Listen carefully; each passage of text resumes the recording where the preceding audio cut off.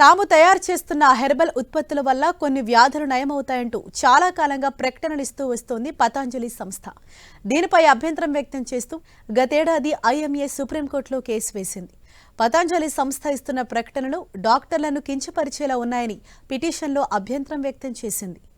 ఈ పిటిషన్పై విచారణ జరిపిన న్యాయస్థానం ఇలాంటి ప్రకటనలు ప్రజలను తప్పుదోవ పట్టిస్తాయని, ప్రభుత్వం ఇలాంటి వాటిపై వెంటనే స్పందించాల్సిన అవసరం ఉందని పేర్కొంది.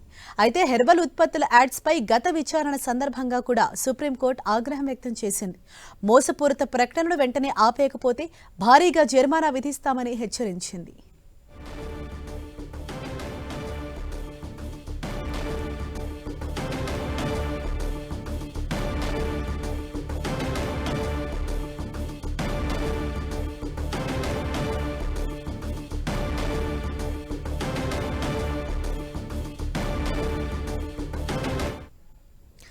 ఇదే విషయంపై మరింత సమాచారంతో మా ప్రతినిధి గోపీకృష్ణ మనకు అందుబాటులో ఉన్నారు. గోపి, గతంలో కూడా కోవిడ్ టైంలో మెడిసిన్స్ విషయం కావచ్చు, అలాగే ఇంతకు ముందు గతంలో కూడా సుప్రీంకోర్టు పతంజలి మీద ఇదే విధంగా ఫైర్ అయింది. అయితే ఇప్పుడు తాజాగా ఏమని వ్యాఖ్యానించింది?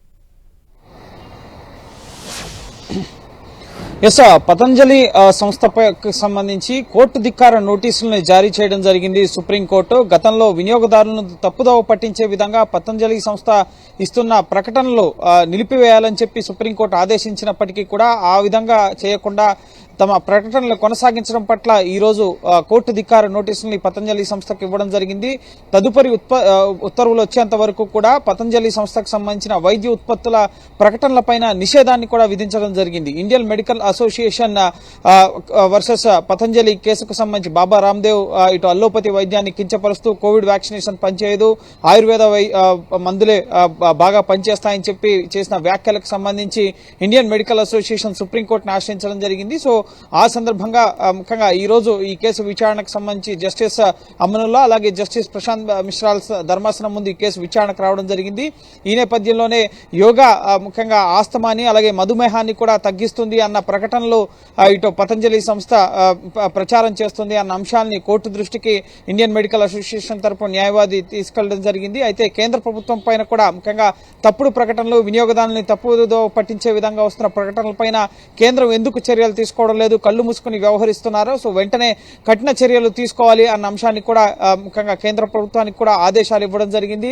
గతంలోనే పతంజలి సంస్థ ముఖ్యంగా వినియోగదారులను తప్పుదో పట్టించే విధంగా ఒకవేళ ప్రకటనలు చేస్తే ఏదైనా ఒక ఉత్పత్తి కనుక ముఖ్యంగా రోగం నయం కాకుండా ఉన్నప్పటికీ కూడా అది నయం అవుతుందన్న ప్రకటనిస్తే కనుక ఆ ఉత్పత్తి పైన ₹1,00,00,000 వరకు కూడా జరిమానా విధించే అంశాన్ని మేము పరిశీలిస్తామని చెప్పి సుప్రీంకోర్టు వ్యాఖ్యానించిన పరిస్థితి ఉంది. సో ప్రస్తుతం కోర్టు ధిక్కార నోటీసులకు సంబంధించి పతంజలి సంస్థ కోర్టుకు వివరణ ఇవ్వాల్సి ఉంటుంది. తదుపరి విచారణని మార్చి 15వ తేదీకి సుప్రీంకోర్టు వాయిదా వేయడం జరిగింది. పతంజలి సంస్థ ఇదే విధంగా తప్పుడు ప్రకటనలు చేస్తూ ఉంటే కనుక ఖచ్చితంగా దానిపైన కఠిన చర్యలు తీసుకోవాలని చెప్పి కేంద్ర ప్రభుత్వాన్ని కూడా ఆదేశించడం జరిగింది.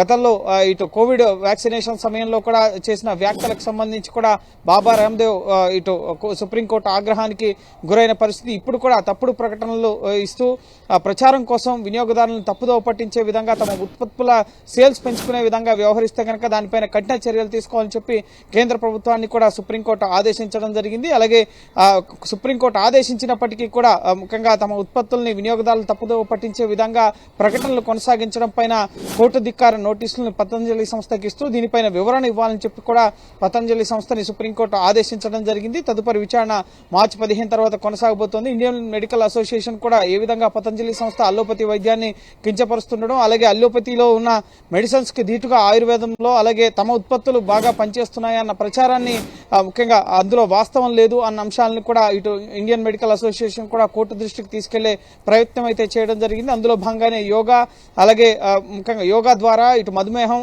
ఇటు ఇతర ఆస్తమా, సైనస్ లాంటివి కూడా నయమవుతాయి అన్న ప్రచారాన్ని విరివిగా నిర్వహిస్తున్నారు. ఇది సరికాదు అన్న అంశాన్ని కూడా ఈరోజు కోర్టు దృష్టికి తీసుకురావడం జరిగింది.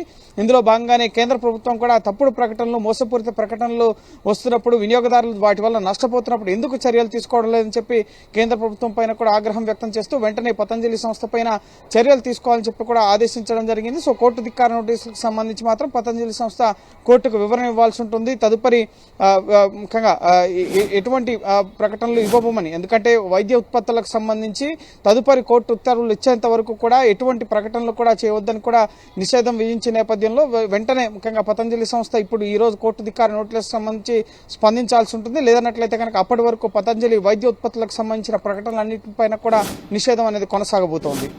Thank you Gopi.